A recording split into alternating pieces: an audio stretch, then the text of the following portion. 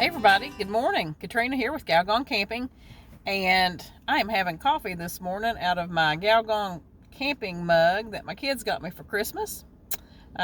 Just went for my morning walk and it's really windy, so I jumped back in the van here to do this little video.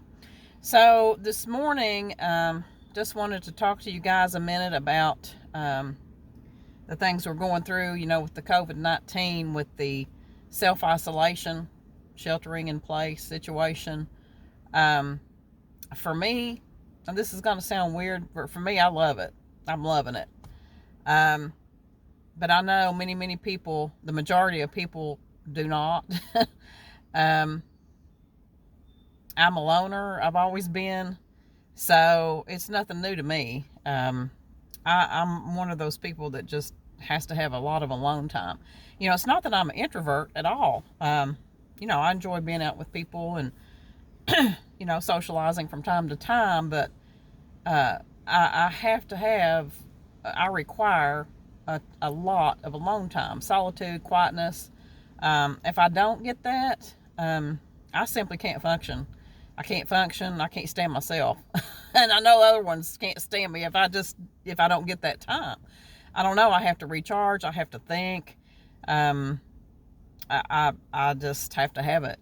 Of course, I do a lot of writing and reading. That's something you can't do with people around. You can't do with noise going all the time. I hate noise. As you can see right here, I'm in a very peaceful place. I'm sheltering in place. Actually, I'm at my home base in eastern Kentucky, but that is very fortunately on a beautiful piece of land. I'm right on the river. Lots of acreage to walk and get out and hike and camp and do whatever. So I'm actually enjoying it. Kind of like a little vacation for me. I'm able to work at home, which I do sometimes anyway. So it's really not been that big a deal. And I hate to say that because I know for so many people it's been horrifying, and it just breaks my heart that we've had so many people to die from this, and it's a scary thing. It's just unbelievable, really, when I think about it. It's like man, this is like a science fiction movie or something. When you think about this is really real. So it's certainly not anything to take lightly, and I'm not making light of it. But what I want to talk about is people who are afraid of being alone, which I never could understand. And I guess that goes back to, like I said, I'm a loner. I've always been. It probably has something to do with being an only child. Even though, growing up, I had, tons of socialization with, I grew up with my cousins and had stuff going on in school all the time. So it's not like I was, didn't have anybody to do anything with. But I don't know. I think it's just something that's born into somebody too. You either have that in you or you don't. A lot of people, they want somebody around 24/7, and I just can't do it. I can't do it. Even I think in a marriage, with two people, I think you still have to have separate space and to be able to be good for each other. I know I will. I mean, I don't know. I've been married twice, divorced twice, so. But also the issue with that is, if it's the right person, it's not going to be that big of a deal for you to carve out alone time, because you're going to want to be with that person. Of course, I never did have the right person either. Well, I did, but he passed away, so that's a whole different story. But anyway, how do you be happy alone? Some people are asking that, and truthfully, it comes from within. You can't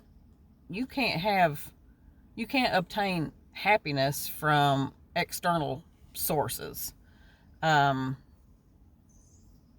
People and things can add to that, but you can't rely on being happy from someone else.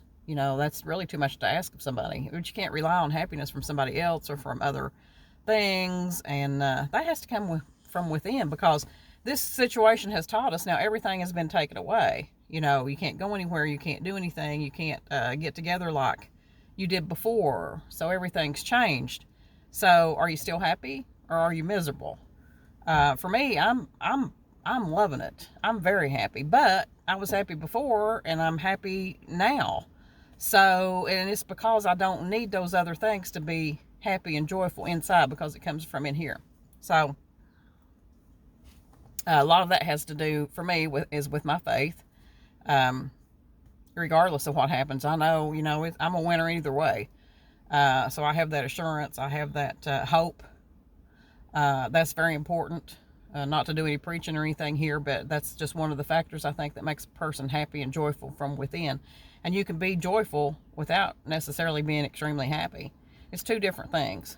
You know, it's to experience joy, being joyful in your heart, and content and settled and just happy, joyful. But doesn't mean that, you know, your life is exactly like you'd like to have it. You know, with certain things missing, or grief, you know, that you're never going to get over. You're never going to get over. You do. I deal with it every single day of my life. You know, my heart breaks every single day of my life for certain things, but I can't change it. I can't change it, but I can be grateful that I experienced it.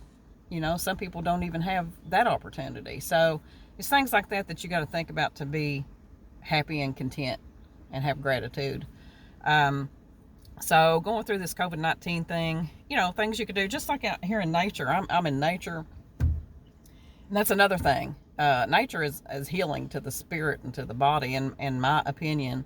You know, just to be able to see beautiful scenery and just to quietness and solitude, and to hear the wind and hear the birds and the frogs and the crickets, and feel the sunshine and see the blue sky, and it's just that makes me joyful. It makes me happy. So, you know, that would be one of my suggestions, is to try to be outside and in nature as much as you can. The simple joy of reading a book. You know, I've been able to finish a book I've been trying to finish forever, and I'm reading on another one. I'm writing a book too. Of course, if you're into anything like that, any kind of projects, you know, that you enjoy, you know, use this time to do those things.